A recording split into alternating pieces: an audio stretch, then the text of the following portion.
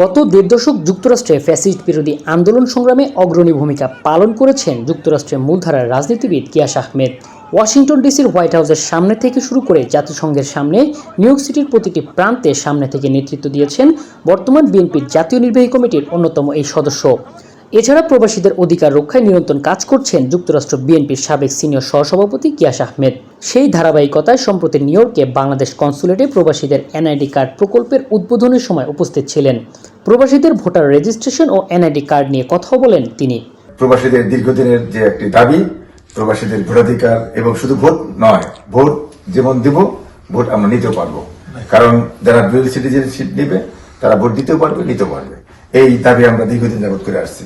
আমরা ডক্টর ইউনূস সাহেবকে এবার যখন নিউ ইয়র্কে আসলেন, আমরা প্রবাসীদের পক্ষ থেকে দাবি করে আসছি, তিনি সেটাকে আশ্বাস দিয়েছেন যাতে আমরা বাংলাদেশে অংশগ্রহণ করতে পারি উন্নয়নে। প্রবাসীদের অংশগ্রহণ ছাড়া বাংলাদেশের কোন সংস্কার বা উন্নয়ন পরিপূর্ণ হবে না। সেই ধারাবাহিকতায় এবার নিউ ইয়র্ক সিটির জ্যাকসন হাইটসে গিয়াস আহমেদের নিজস্ব অফিস ইমিগ্রেন্ট এল্ডার হোম কেয়ার কার্যালয়ে বিশেষ উদ্যোগ নেওয়া হয়েছে। নিউ ইয়র্ক স্টেট বিএনপির সহযোগিতায় বাংলাদেশের জাতীয় পরিচয়পত্র ও ভোটার রেজিস্ট্রেশন প্রক্রিয়ায় নিবন্ধনের এই উদ্যোগ গ্রহণ করা হয়। এতে প্রধান অতিথি ছিলেন বিএনপির জাতীয় নির্বাহী কমিটির অন্যতম সদস্য ও যুক্তরাষ্ট্রের মূলধারার রাজনীতিবিদ গিয়াস আহমেদ। প্রবাসীরা যে ভোট দিবেন, এটা আমাদের দীর্ঘদিনের দাবি ছিল। আমরা দীর্ঘদিন দাবি করে আসছি যে প্রবাসীদের ভোটাধিকার দিতে হবে, কারণ প্রবাসীদের যে রেমিটেন্স, এই রেমিটেন্সের মাধ্যমে বাংলাদেশে আজকে অর্থনৈতিক চালিকা শক্তি আজকে ঘটছে।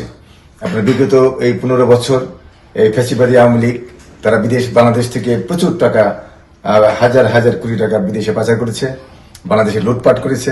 প্রধান অতিথির বক্তব্যে গিয়াস আহমেদ বলেন, প্রবাসীদের ভোট দেয়া নাগরিক অধিকার।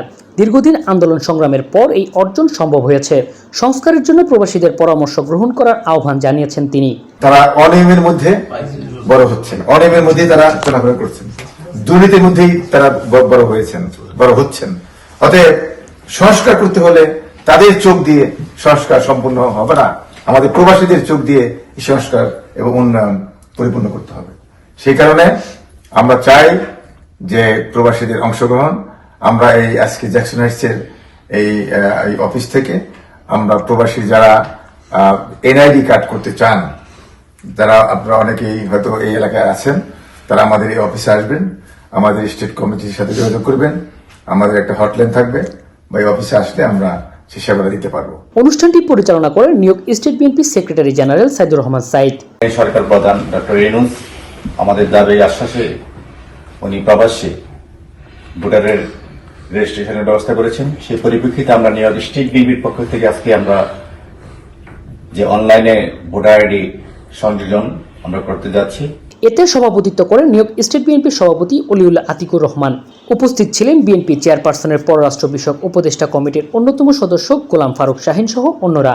নিউ ইয়র্ক স্টেট বিএনপি দীর্ঘদিন যাবৎ মানুষের কল্যাণে এই প্রবাসীদের জন্য কাজ করে যাচ্ছে বাংলাদেশের গণতন্ত্র। Desk report, GTV New York.